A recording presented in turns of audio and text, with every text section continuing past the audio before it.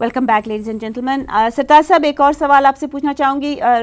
जो finance secretary थे उन्होंने senate standing committee on finance में ये भी कहा कि वो जो प्रोविंशियल सरप्लस हैं, जो मेरे ख्याल में गालिबन 125 बिलियन रुपीस रखे गए थे बजट 2011-2012 में, वो भी रियलाइज़ होंगे। क्या पंजाब गवर्नमेंट का फॉर एग्जांपल कोई सरप्लस आप इन्वेस्टिज कर सकते हैं? Do you know about that?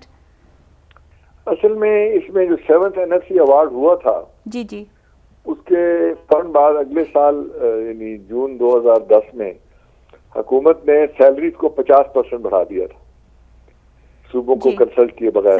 सही। तो उसकी वजह से अगले साल 15 साल जी 15% सॉरी, जो रिसोर्सेज प्रोविंसेस को ट्रांसफर हुए थे उसका एक काफी हिस्सा जो है वो 50% सैलरी इंक्रीज में चला गया था।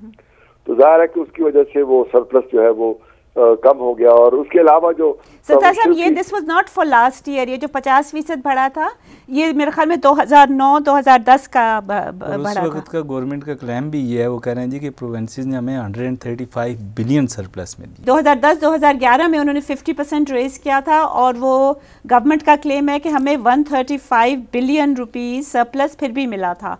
इस साल जो है पंजाब गवर्नमेंट की ओवरड्राफ्ट, मेरे ख्याल में खबरें आ रही हैं कि ओवरड्राफ्ट हो गया फिर काफ़ी ज़्यादा। नहीं, मेरा ख्याल है जो पंजाब गवर्नमेंट की जहाँ तक उसका ताल्लुक है, पिछले साल के मुकाबले में सिचुएशन बेहतर है। कोई ऐसा मुझे ओवरड्राफ्ट तो टेम्पररी कुछ हो सकता है मुख्तलिफ फाइनेंसिंग वगैरह के लिए, लेकिन सरप्लस का मुझे जो टारगेट है वो हासिल होता नजर नहीं आता, क्योंकि उसमें एक तो जो मजमूई तौर पर डिपेंड करता है कि टैक्स की जो ओवरऑल रेवेन्यूज है वो टारगेट के मुताबिक है और सूबों को उतने रिलीज होंगे कि नहीं होंगे। अगर ना हुए तो जाहिर है कि उसमें वो कमी आ सकती है। लेकिन इसमें ज्यादा बड़ा मसला सिर्फ मौजूदा हालात के सरप्लस का नहीं है। हमारा जो टैक्स GDP रेशो 9.3% है, जो इस इलाके में सबसे कम है, उसकी बुनियादी वजह यह है कि हमारे सूबों की टैक्सेशन बहुत कम है।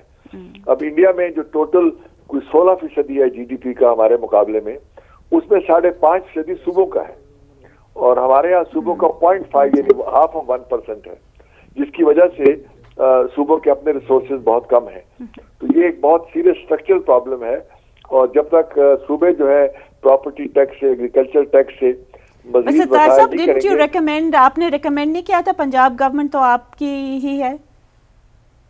नहीं, मेरा तो ख्याल है कि जाहिर है कि इस पे एग्रीकल्चर टैक्स पे थोड़ा बहुत काम हो रहा है, लेकिन मेरे ख्याल है कि ओवरऑल जो 7th NFC अवार्ड था उसमें कुछ तो कुछ रिसोर्स ट्रांसफर को मैचिंग ग्रांट की शक्ल में देना चाहिए था कि ये इतने पैसे आपको एक्स्ट्रा मिलेंगे अगर आप खुद भी एफर्ट करेंगे।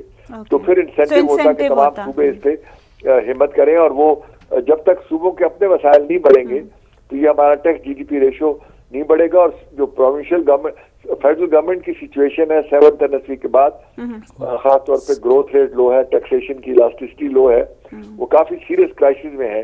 इसीलिए हमारा बजट डेफिसिट अब 6.5-7% तक चला गया है, क्योंकि वो रिसोर्सेज 56% सूबों को ट्रांसफर हो गए और यहाँ डेट सर्विसिंग बढ़ गई है, डिफेंस भी बढ़ रहा है, तो fiscal revenues are in federal revenues are in total crisis. सही।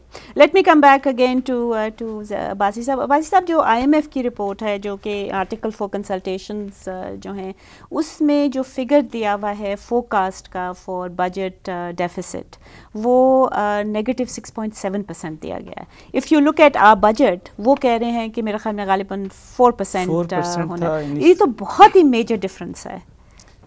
और फॉर योर इंफॉर्मेशन, आप ही ने शायद कवर किया था कि जो वाजिद साहब थे उन्होंने कहा था कि we will reach the targets set. उन्होंने कहा था और उनकी एग्जम्पशन भी यही थी। वो कह रहे थे जी हमें मगर ये तो अनरियलिस्टिक है, बहुत अनरियलिस्टिक है। और एक इसमें और जो ड्रॉबैक है वो ये है कि इन्होंने जो पावर सेक्टर के लिए 391 बिलियन की सब्सिडी दी थी, वो एक्सक्लूडिंग है इसमें से।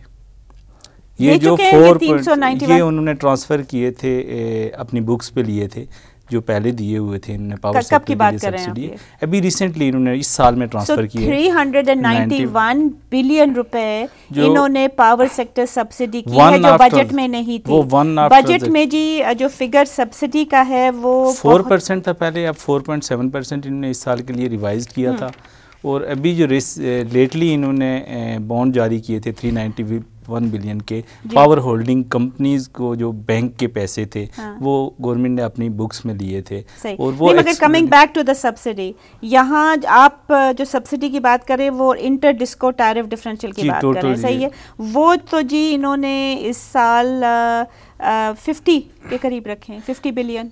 तो आप कह रहे हैं उससे ओवर एंड अबव पिछले साल की उन्होंने ट्रांजैक्शन एडजस्ट की थी, तो इस साल का तो आगे आएगा ना जब एंड ईयर क्लोज होगा। So you don't know whether के ये अभी तक जो इनका रफली एस्टिमेट है, ये कह रहे हैं पावर सेक्टर में जो मुख्तलिफ गवर्नमेंट के इदारों का 350 बिलियन एस्टिमेट कर रहे हैं।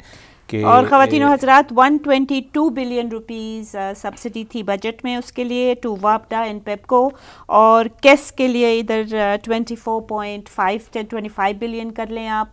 This was the maximum allowed in the budget document 2011-2012। इधर ही आपको पता लग रहा है कि वो realistic figures, this is not realistic. और यही वो एक रिफॉर्म का एरिया है जो IMF के लिए और बाकियों के लिए बहुत कंसर्न का है, जिसमें गवर्नमेंट बिल्कुल कुछ नहीं कर सकी। हर साल सब्सिडीज़ जो है बढ़ती जा रही हैं, कम नहीं हो रही।